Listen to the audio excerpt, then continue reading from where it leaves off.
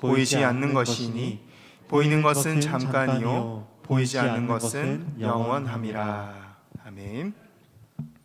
계속해서 눈 덮인 들판을 함부로 걷지 말라, 이제 세 번째 시간입니다. 오늘은 앞서 살펴봤던 내용들 잠깐 나눠보겠습니다. 첫 번째 시간에는 이 사사기서의 전체 주제에 대해서 살펴봤었습니다. 사사기 앞에 있는 여호수아서까지의 말씀이 이스라엘 민족 전체의 선택과 역사에 대해서 집중하고 있었습니다. 그런데 사사기서로 넘어가면서 성도 한 사람의 삶 속에서 일어나는 선택과 그 영향력에 성경이 주목하고 있는 것을 우리가 확인할 수 있었습니다. 한 사람의 성도로서의 사사의 결정이 각 지파와 이스라엘 민족 전체에 얼마나 큰 영향을 미치고 역사를 바꿀 수 있는지 확인할 수 있었습니다. 그러므로 오늘날 영적인 리더요, 사사로 부름을 받은 우리 성도 한 사람의 신앙생활과 그 안에서 일어나는 선택을 통해서 가정과 나라를 변화시킬 수 있다는 것을 확인할 수 있었습니다. 두 번째 시간에는 개인의 선택과 행동이 가장 분명하게 드러나는 가정생활에 대해서 살펴보았습니다.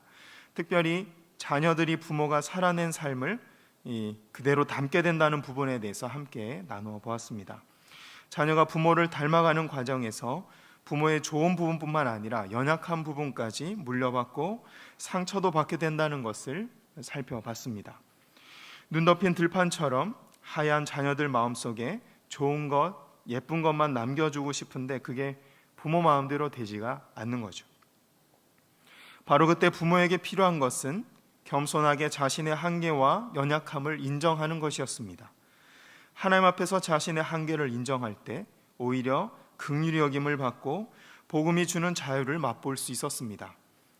마찬가지로 자녀들 앞에서 자신의 실수를 인정할 때 자녀들의 사랑을 얻을 수 있고 자녀들 안에 있는 상처를 치유할 수 있는 기회를 얻을 수 있었습니다. 그런 모습을 통해서 하나님께서 우리에게 베풀어 주신 구원과 사랑을 자녀들에게 가르칠 수 있었습니다. 자녀들 마음속에 하나님의 사랑을 영원히 기록해 주게 되는 것이죠. 오늘 세 번째 시간에는 앞서 살펴봤던 내용들과 관련해서 심리학의 대상관계 이론을 함께 살펴보길 원합니다. 이 이론을 통해서 부모가 자녀의 모든 것을 결정하고 지켜줄 수 없다는 것을 다시 한번 확인하게 될 것입니다. 또 자녀가 일생 동안 어떤 사람을 만나고 어떤 경험을 하게 될지는 하나님의 손에 달려 있으며 하나님께서 그 모든 것을 합력하여 의미가 되게 하시고 선을 이루어 주신다는 그 확신에 이르게 될 줄 믿습니다. 우리는 자녀들을 너무 사랑하는데 왜 그들에게 좋은 것만 주지 못하고 나쁜 것까지 전해주게 되는 걸까요? 우선은 우리가 악한 인간이기 때문이다. 이것은 성도라면 누구나 받아들일 수 있습니다. 좀 더 피부에 와닿는 표현은 아담이 타락한 이후 사람은 다른 사람의 마음을 100% 완벽하게 공감하고 이해할 수 없기 때문입니다. 그래서 바울은 다음과 같은 말씀을 남겼습니다. 고린도전서 13장 12절 말씀 함께 읽어보겠습니다. 시작. 우리가 지금은 거울로 보는 것 같이 희미하나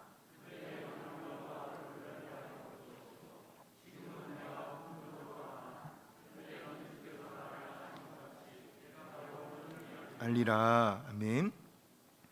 여기서 바울은 하나님에 대해서 성도가 살아있는 동안에는 부분적으로 알고 희미하게 알지만 죽어서 천국에 가면 하나님에 대해서 온전하게 알 것이다 라고 말씀하고 있습니다. 하나님께서 아담과 하와에게 주신 에덴 동산은 단지 육체적으로 잘 먹고 살기 좋은 것을 의미하지 않습니다. 방금 읽은 말씀처럼 하나님의 생각과 하나님의 마음을 온전히 깨달으며 살아가는 삶, 그것을 에덴 동산이라고 말을 합니다. 우리가 흔히 말하는 하나님과 온전히 동행하는 삶이 바로 그런 삶입니다. 그러므로 성도가 하나님의 생각과 마음을 깨닫고 거기에 순종하며 살아가는 삶의 현장이 바로 에덴 동산인 것이죠. 그곳이 하나님과 함께하는 곳이고 그곳이 하나님이 임재하는 곳이며 그곳이 바로 눈에 보이는 현상과 상관없이 하나님의 평강이 우리의 마음과 삶을 지배하고 다스려 주시는 곳입니다. 그러나 아담의 범죄로 인류는 이런 능력을 잃어버렸습니다. 악한 본성이 사람의 생각과 마음을 지배하게 됨으로써 하나님의 선하신 뜻과 계획을 더 이상 알 수 없게 되었습니다.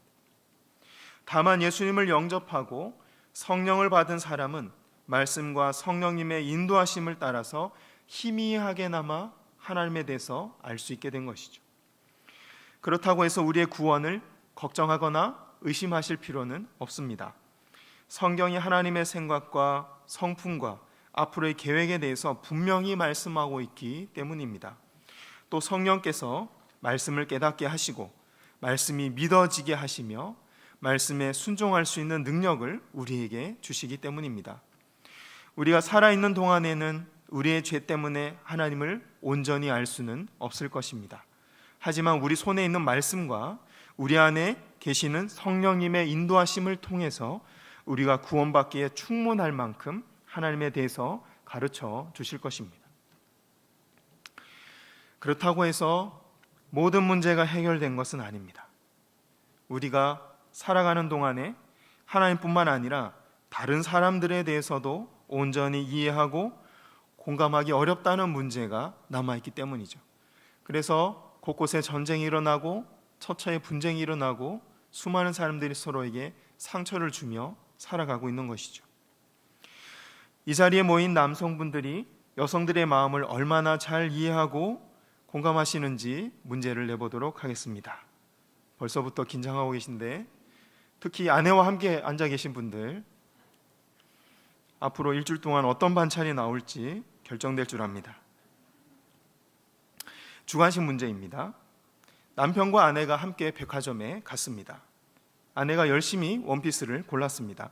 이 옷 저 옷을 보다가 최종적으로 초록색 원피스와 보라색 원피스 두 개를 골라놓고 남편에게 묻습니다. 여보, 초록색 원피스와 보라색 원피스 중에 어떤 게 더 나아요?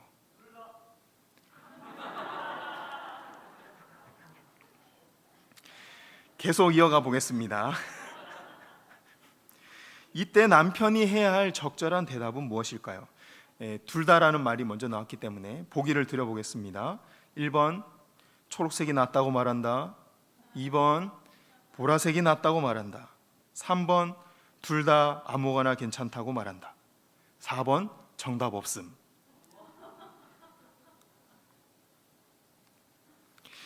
보통의 남자들이 생각할 수 있는 이 생각의 범위는 3번까지입니다. 보라색, 초록색 둘 다. 근데 거기에 정답이 없습니다. 죄송합니다.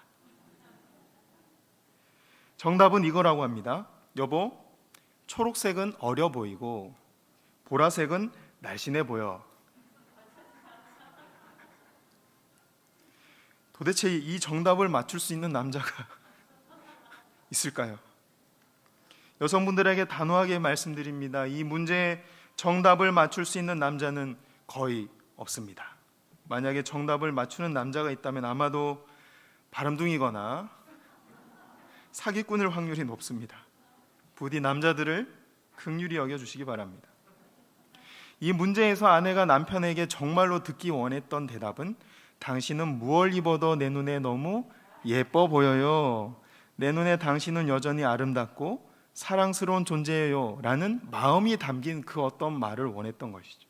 정답은 정해져 있는 게 아닌 겁니다. 그럴 줄 알고 매주 틀리셔서 한 문제를 더 준비했습니다. 비슷한 문제니까 이번에는 꼭 맞춰보시기 바랍니다. 자, 사랑하는 연인이 서로 근처에 있는 회사에 근무하고 있었습니다. 어느 날 점심때가 가까워지자 여자친구가 남자친구에게 전화를 해서 이렇게 물었습니다. 점심 뭐 먹을 거야? 아주 간단한 질문입니다. 점심 뭐 먹을 거야? 이때 남자친구가 해야 할 적절한 대답은 무엇일까요? 자, 1번 네가 좋아하는 떡볶이를 먹으러 갈까? 2번 내가 좋아하는 짜장면을 먹으러 갈까? 3번 아무거나 다 좋아. 4번 금방 갈게. 제가 강조해서 말한 것이 대답입니다. 4번 금방 갈게. 여러분의 일주일 동안의 반찬을 제가 걱정하는 마음으로 답을 가르쳐 드립니다. 이 대답이 정답인 이유는 지금 여자친구가 남자친구에게 점심 뭐 먹을 거야? 라고 물은 질문의 이 본질은 뭐냐면 어떤 메뉴를 묻는 것이 아니라 지금 내가 널 보고 싶으니 빨리 와라 라는 뜻이라는 것.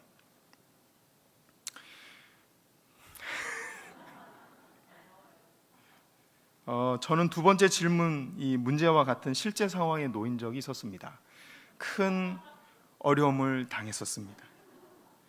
대부분의 경우 남자들의 대화법은 문제 해결 중심적이고 목적 중심적입니다. 그래서 아내의 마음이 어떤지 여자친구의 마음이 어떤지 살피기보다는 어떤 원피스를 골라야 할까, 어떤 메뉴를 골라야 할까에 주목하기 마련입니다. 이에 비해서 여성들은 관계 중심적이기 때문에 원피스를 사는 과정에서도 남편의 사랑을 확인하고 싶고 점심 메뉴를 고르는 과정에서도 자신을 향한 남자친구의 마음을 확인하고 싶었던 것이죠. 이처럼 아담의 범죄와 타락 이후 사람은 하나님과 다른 사람을 이해하고 공감하는 것이 너무 어려워졌습니다. 이것을 철학에서는 인식의 한계라고 부릅니다. 이제 어려워집니다. 이런 인식의 한계에서 오는 문제들은 자녀를 양육하는 이 과정에도 영향을 미칩니다. 사랑하는 우리 자녀를 100% 공감하고 이해할 수 없는 것이죠.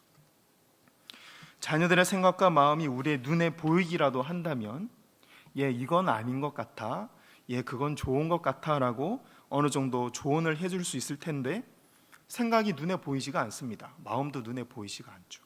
설사 다 보인다고 해도 그들의 마음을 공감하고 이해하기가 또 쉽지가 않습니다. 시간이 흘러 자녀가 사춘기가 돼서 어떤 대인관계를 맺고 있고 미래에 대한 어떤 꿈을 꾸고 있는지 보면 어렴풋이 자녀의 마음을 읽을 수 있습니다. 성년이 되어서 어떤 모습으로 일하고 있는지, 어떤 배우자를 만나고 어떤 결혼 생활을 하고 있는지를 보면 비교적 자녀의 안에 있는 어떤 생각과 마음과 인생관을 조금 더 분명하게 알 수 있죠. 부모는 그제서야 우리 아들, 딸이 어떤 생각을 가지고 사는 사람인지 알 수 있게 됩니다. 어렴풋이. 열심히 키운다고 키웠는데 어느 날 돌아보면 내가 예상했던 모습과 전혀 다른 모습의 우리 자녀로 자라 있는 것을 확인할 때도 있습니다. 또 직장일 때문에 제대로 돌보지 못하고 기도만 했을 뿐인데 부모가 생각했던 것보다 너무 의젓하고 바르게 잘 자라줘서 감사할 때도 있습니다. 이런 일들이 벌어지는 이유는 자녀들의 마음과 생각을 온전하게 이해하고 공감하기 어렵기 때문입니다. 제가 자주 말씀드렸던 것처럼 사람은 사람을 온전하게 이해하고 온전한 관계를 맺을 수가 없습니다. 아무리 사랑하는 아내와 남편이라고 해도 그 생각과 감정을 100% 이해하고 공감할 수 없습니다. 이것이 철학이 말하는 인식론의 한계입니다. 자녀와의 관계도 마찬가지죠. 우리 아들, 딸을 아무리 사랑하고 아들, 딸이 소원하는 것을 내가 다 들어줄 수 있는 능력이 있고 물질이 있고 시간이 있어도 그것을 다 설사 들어준다고 하더라도 자녀의 마음과 생각을 100% 공감할 수는 없는 거죠. 이처럼 인간이 처해 있는 인식의 한계 상황에 대해서 조금 더 깊은 이해하는 자리로 나아가 보도록 하겠습니다. 철학에서 어떤 사람이나 사물을 객관적인 실체라는 뜻으로 객체라고 부릅니다. 누가 봐도 똑같은 태양이고 누가 봐도 똑같은 꽃이고 누가 봐도 똑같은 유성현 목사인 거지.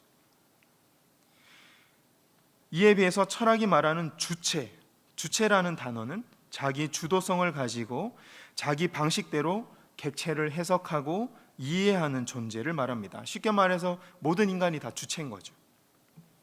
주체가 되는 각 사람은 세상에 존재하는 모든 객체를 자기 방식대로 이해하고 공감하고 받아들이게 됩니다. 태양은 객체로서 누가 봐도 똑같은 태양이지만 그것을 받아들이는 주체에 따라서 의미가 전혀 달라집니다. 똑같은 대상을 보더라도 시인처럼 사고하는 사람에게 태양은 희망, 힘, 따뜻함 이렇게 느껴질 수 있겠죠. 태양이 과학자처럼 생각하는 사람에게는 지구의 100배 크기만한 커다란 에너지 덩어리로 보일 겁니다. 또 누군가에게 태양은 행복한 여름밤의 추억을 떠올리게 할 것이고, 실연을 당한 사람에게는 쓸쓸하고 외로움을 떠올리게 할 것입니다.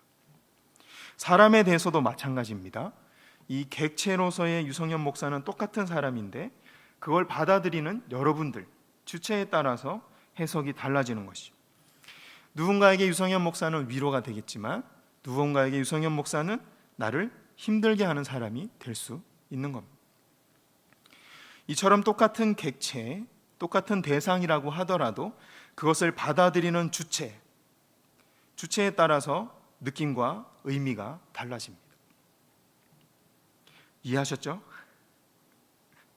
심리학에서 대상관계 이론을 만들어낸 여러 학자들은 이 부분에 주목했습니다.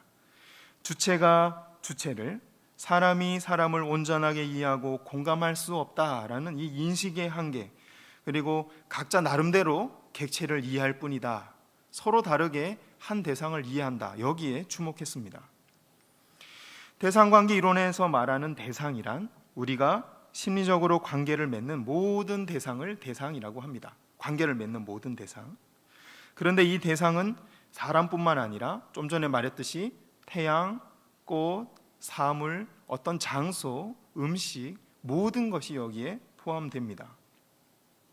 내가 좋아하는 카페가 될 수도 있고, 자동차 같은 공간이 될 수도 있고, 내가 싫어하는 음식이 될 수도 있고, 내가 관계를 맺고 있는 모든 사람들도 포함됩니다. 그러니까 철학이 말하는 객체와 비슷한 개념이 심리학에서 말하는 대상이라는 거죠. 그리고 주체는 그 대상을 해석하고 받아들이는 각 사람 마음에 있는 심리 구조를 의미합니다. 심리 구조는 각 사람이 세상을 바라보는 안경이에요, 안경. 해가 뜨면 와 행복하다라고 누구는 보지만, 해가 뜨면 누군가는 또 해가 떴네 라고 이야기하죠. 사람마다 심리 구조가 다른 겁니다. 심리학에서도 철학에서처럼 객관적으로 똑같은 대상과 관계를 맺더라도 그것을 해석하고 받아들이는 각 사람의 심리 구조에 따라서 느낌과 의미가 달라집니다.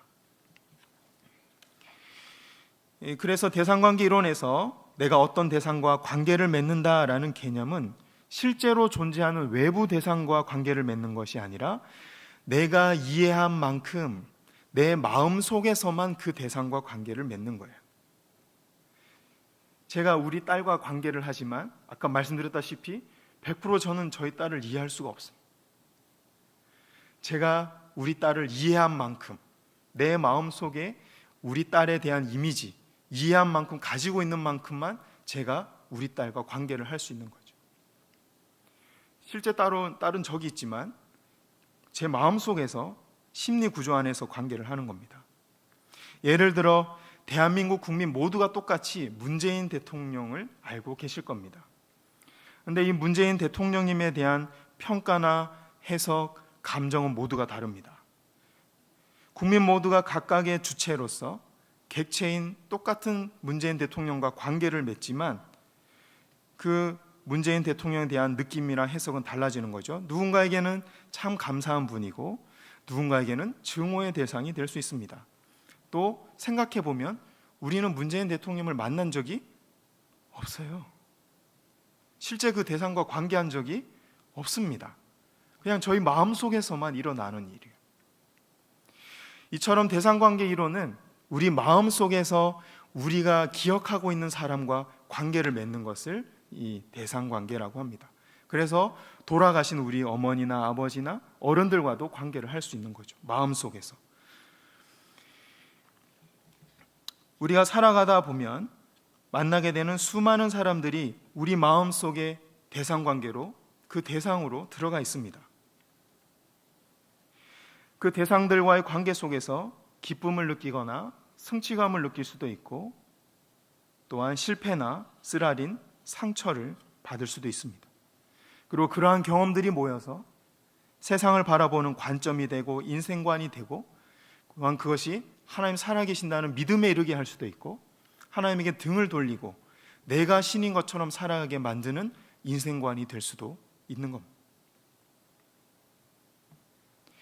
성경이 말씀하는 것처럼 악한 대상들과 관계를 자주 가지게 되면 자연스럽게 악한 기준과 악한 성품을 가지게 됩니다. 또 어떤 일을 해나가는 데 있어서 실패를 자주 경험하면 자신감을 잃게 되고 다른 대상으로부터 거절감을 자주 느끼게 되면 소극적이고 불안한 성품을 가지게 됩니다. 반대로 선한 대상들과 자주 만남을 가지면 선한 기준과 선한 사고방식과 선한 성품을 가지게 됩니다. 맡겨진 일들을 완수해내고 성취감을 자주 느끼면 자신감이 생기고 어려운 일들을 만났을 때도 창조적인 사고를 통해 위기를 극복해내는 능력이 길러집니다. 크면서 다른 사람들이 자신을 친절하게 대해주는 경험을 자주 하게 되면 사람들을 신뢰하고 배려하는 성품으로 자라게 됩니다. 우리 자녀들 마음속에 어떤 경험, 어떤 대상을 넣어주고 싶으십니까?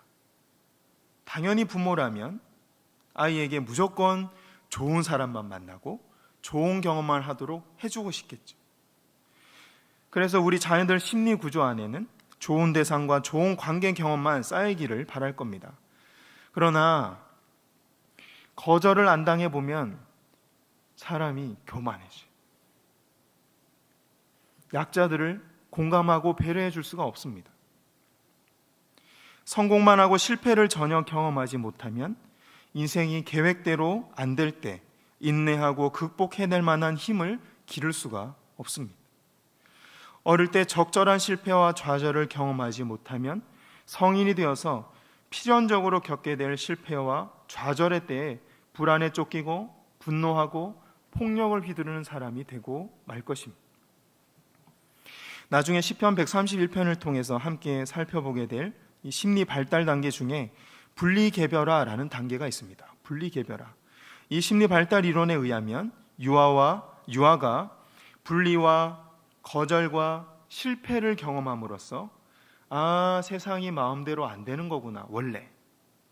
또한 엄마도 아빠도 하나님도 내 마음대로 조종할 수 있는 대상이 아니구나. 이 거절감으로부터 어떤 관계에 이르게 되냐면 인격적인 관계로 나아갈 수 있다라고 이야기합니다. 내가 저분을 존중해야 되는 거구나. 세상을 겸손하게 받아들여야 되는 거구나. 그것을 배우는 것이 적절한 실패라는 것. 그러니까 인생을 잘 살아갈 수 있는 심리 구조, 세상을 바라보는 균형 잡힌 생각과 감성, 좋은 성품을 얻기 위해서는 성공뿐만 아니라 적절한 양의 실패도 반드시 경험해야 하는 것입니다. 마음에 상처가 남지 않을 정도의 실패, 위기를 극복할 수 있는 인내와 자신감을 키워줄 정도의 실패, 생각을 더 균형 있게 하고 유연하게 만들어줄 정도의 실패, 이런 실패를 심리학에서 최적의 실패라고 이야기합니다. 심리 발달을 위해서 꼭 필요한 만큼의 실패를 의미하는 것이죠. 그런데 문제는 우리의 자녀들이 커가면서 어떤 사람을 만나고 어떤 경험을 하게 될지 우리가 부모가 알 수 없다는 것. 어릴 때는 부모님이 자녀들이 만날 사람을 분별해주고 걸러주고 실패도 어느 정도 부모가 막아줄 수 있습니다. 하지만 초등학교를 가고 대학교를 가서 직장에 다니기 시작하면 자녀들 얼굴조차 보기가 어렵습니다. 사랑하는 우리 자녀들이 학교와 직장에서 좋은 선생님을 만날지 나쁜 친구를 만날지 알 수 없고 그 관계 속에서 성취감을 느낄지 실패를 경험하게 될지 우리는 알 수가 없습니다. 직장에서 어떤 대우를 받으며 어떤 대인관계를 맺을지 알 수가 없습니다. 맡은 일 가운데 어떤 실패를 맛보게 될지 우리는 알 수가 없습니다.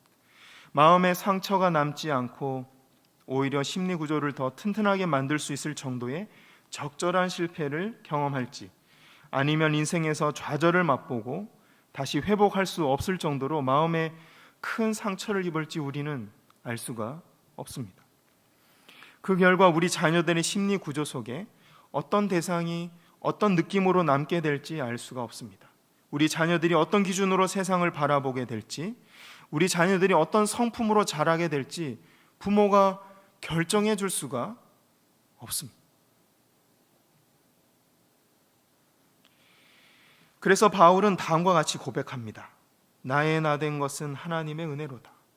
고린도전서 15장 10절 말씀 함께 읽어보겠습니다. 시작. 그러나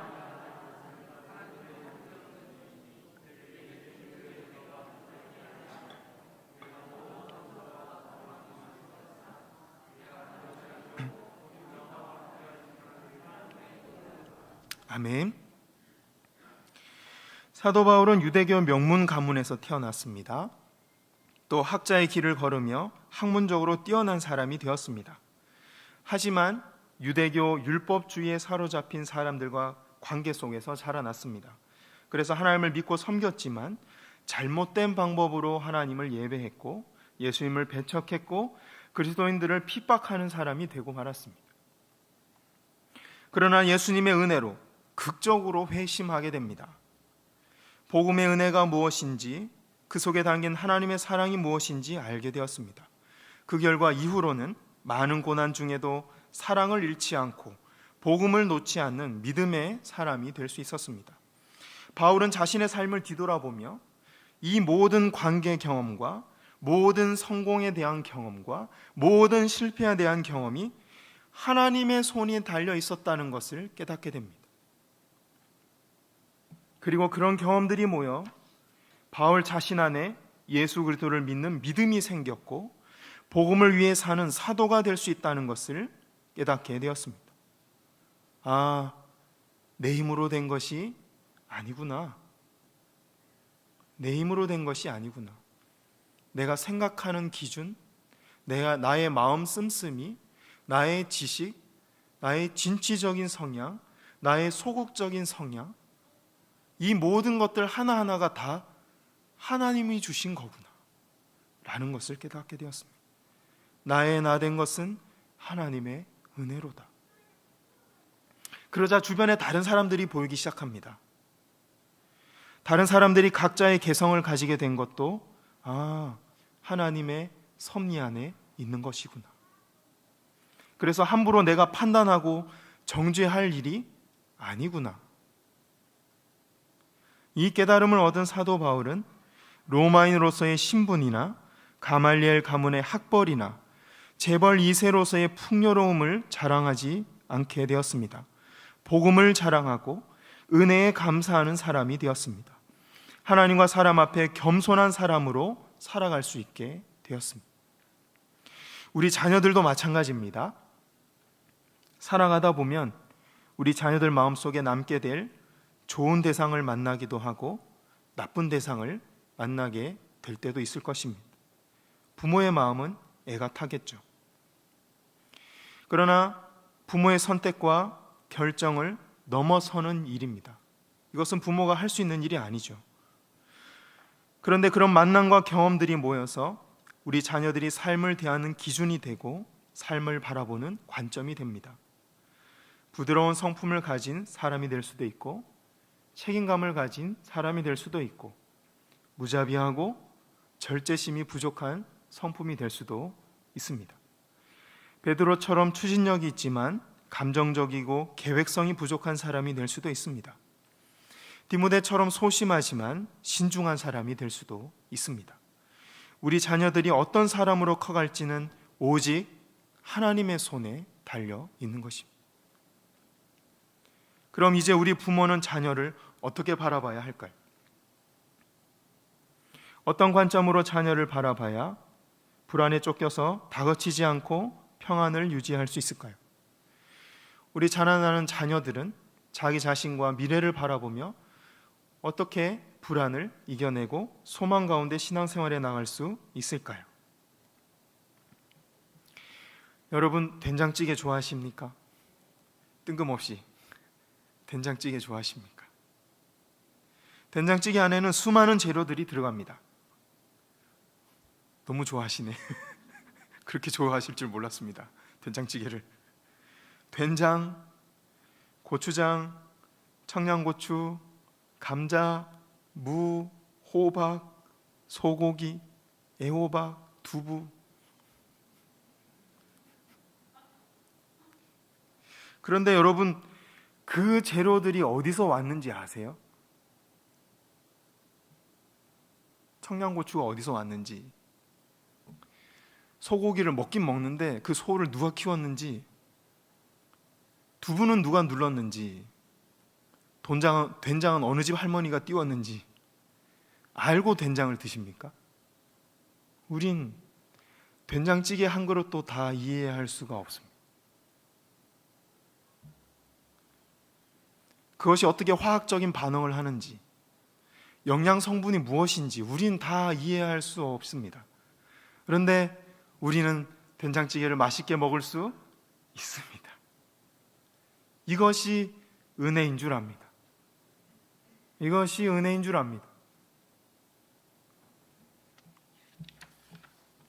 마찬가지입니다. 우리 자녀들 마음속에 알 수 없는 수많은 대상들이 담겨질 것입니다. 이해되지 않고 의미를 알 수 없는 수많은 경험들이 우리 자녀들 마음속에 담겨질 것입니다. 그러나 하나님께서 그것들이 어우러져 맛이 나게 하실 것입니다. 우리 부모가 자녀들을 축복하는 마음으로 깨어 기도한다면 자녀들 마음속에 담겨있는 성공과 실패가 한데 어우러져 신앙의 맛, 그리스도인의 맛을 나게 하실 것입니다.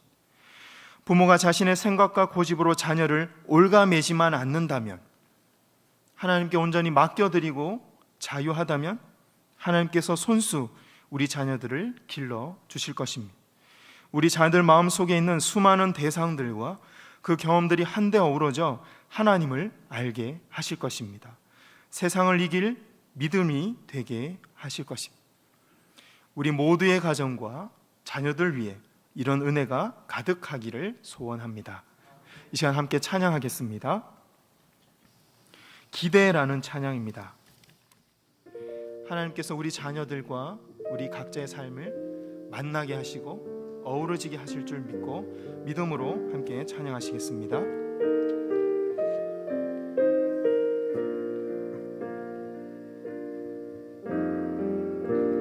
주 안에 우린 하나, 모습은 달라도 예수님 한 분만 바라네.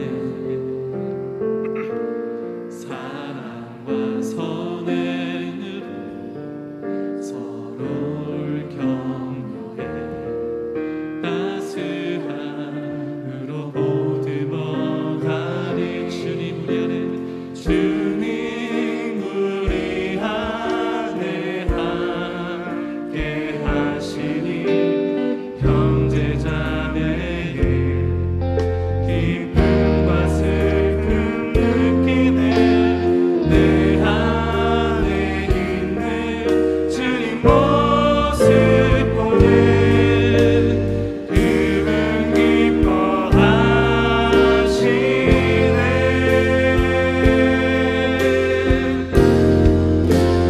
주님 우리를 통해, 주님 우리를 통해 계획하시니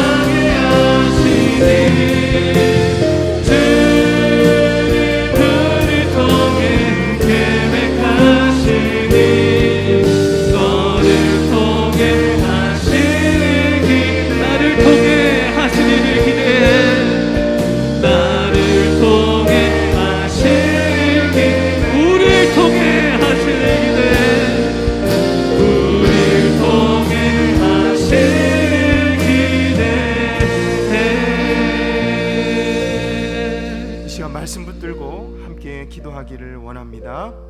하나, 수원북부교회 다음 세대들이 앞으로 만날 모든 사람들과 모든 경험들을 하나님께서 다스려 주옵소서. 아멘. 둘, 다음 세대 안에 경험된 모든 것들이 한데 어우러져 신앙의 맛을 내게 하시고 세상을 이길 능력이 되게 하옵소서. 아멘. 이 시간 다 함께 주여 은혜를 주옵소서 두 번 간절히 외친 후에 우리 자녀들과 우리 자신을 축복하는 마음으로 함께 기도하겠습니다. 주여 은혜를 주옵소서. 주여 은혜를 주옵소서. 아버지, 우리 된 것이 하나님의 은혜임을 고백합니다. 아버지, 나의 나 된 것이 하나님의 은혜임을 고백합니다. 아버지 안에 그동안 나의 생각과 나의 기준으로 세상을 판단하고 정죄하고 아버지 교만하게 주님을 원망하여 모든 죄를 지나게 하고 우리를 용서하여 주옵소서. 아버지, 우리 연약함을 인정하고 우리 한계를 내어놓고 주 예수를 신장하여 그 보혈의 공로를 의지하오니 아버지 우리 삶을 책임져 주옵소서. 아버지 우리 자녀들의 아버지의 삶을 책임져 주옵소서. 그들이 세상을 나아가 누굴 만날 것인지 어떤 걸 경험할 것인지 어떤 성공으로 살될 것인지 어떤 비전을 가지고 어떤 인생을 살아가게 될 것인지 아버지 모든 것을 주님께 맡겨드립니다. 아버지 우리의 삶을 주님께 맡겨드립니다. 아버지 사용하여 주옵소서. 우리 허락하신 아픔들, 우리 허락하신 성공들, 그 모든 것들이 한데 어우러져 맛을 내게 하시고 그리스도의 향기가 되게 하시며 하나님 사랑의 집을 타내비는 거룩한 맛이 되게 하여 주옵소서. 거룩한 그리스도의 향기가 되게 하여 주옵소서. 아버지 우리를 도와 주옵소서.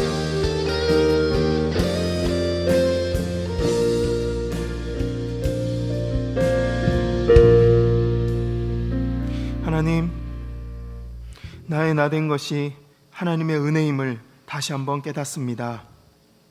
하나님의 섭리 안에서 생각지도 못한 사람들을 만나고 생각지도 못한 기쁨과 슬픔을 경험하면서 우리 안에 삶의 기준과 방식이 생겨난 것을 알게 되었습니다.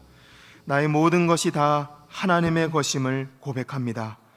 하나님의 손에 우리 인생을 맡겨드리오니 거룩한 곳에 사용하시고 하나님께서 영광받아 주옵소서. 바라기는 우리 자녀들의 삶도 붙들어 주시기를 원합니다. 부모된 우리가 자녀들의 모든 만남을 통제할 수 없고 그들의 성공과 실패를 결정할 수 없음을 겸손하게 하나님 앞에 고백합니다. 하나님 손에 맡겨드린 우리 자녀들의 삶을 하나님 책임져 주시옵소서. 하나님께서 섭리하시고 쓸만한 그릇으로 빚어 주시옵소서. 혹 우리 자녀들 안에 나쁜 만남의 경험이 있고 실패와 상처의 흔적들이 있을지라도 모든 것들이 한데 어우러져 그리스도인으로서의 맛을 내는 인생이 되게 하옵소서. 자신의 한계를 알고 하나님의 높음을 알며 하나님께로 다가가는 지름길로 가게 하여 주옵소서. 모든 기도에 응답하시고 큰 은혜를 부어주실 줄 믿습니다. 감사드리며 예수님의 이름으로 기도드립니다. 아멘. 이 시간 다 같이 일어나셔서 결단 찬양 드림으로 주님 앞에 나아가겠습니다. 자, 우리 박수 치면서 힘차게 찬양하기 원합니다. 하늘 위에 주님밖에, 하늘 위에 주님밖에 내가 사모할 자 이 세상에 없네. 내 맘과 힘을 믿을 수 없네. 오직 한 가지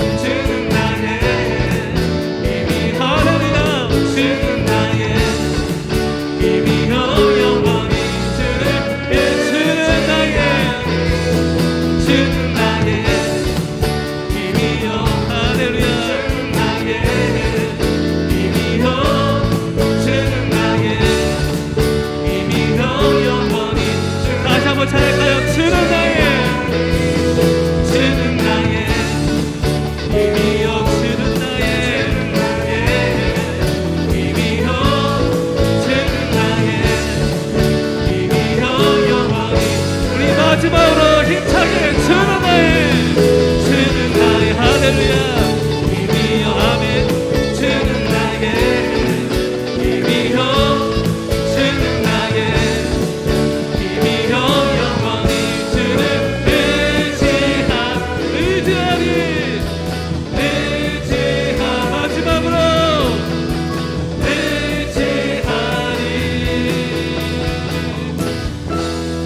영원히 할렐루야 영원히 주님께 박수 영원 돌리사 할렐루야. 우리의 힘이 되시는 주님과 동행하시며 이 한 주간도 승리하시기를 바랍니다. 이제는 우리 구주 예수 그리스도의 은혜와 하나님의 놀라우신 사랑하심과 성령의 위로와 교통하심이 이 저녁 전심을 다한 찬양으로 주님께 영광 돌리며 강단을 통하여 받은 말씀을 붙잡고 말씀으로 새 힘 얻어 저 세상을 향하여 나아가는 수원북부교의 모든 성도들 머리머리 위에 이제 새로 시작되는 한 주간과 새로운 한 달의 시간들 위해 생업의 현장과 가정과 자녀들 위해 이 나라와 민족 위해 이제로부터 영원토록 함께 있을지어다.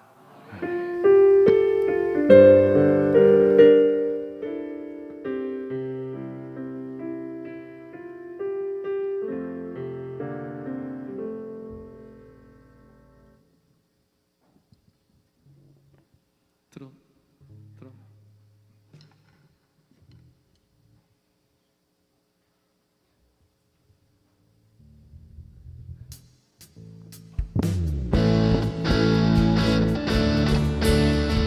시작되는 한 주간도 삶 속에서 승리하는 여러분 삶 되기 원하는 하늘 위에 주님 함께 내가 사모한 자 이 세상에 없네 내 맘과 힘을 믿을 수 없네 오직 한 가지 그 진리를 주는 나의 힘이요 주는 나의 힘이요 주는 나의 힘이요 영원히 주는 나의 힘이요 주는 나의 힘이요 주는 나의 힘이요 영원히 주는 의지하리 다시 한번 의지하리 영원히 할렐루야 한 주간 승리하세요 할렐루야.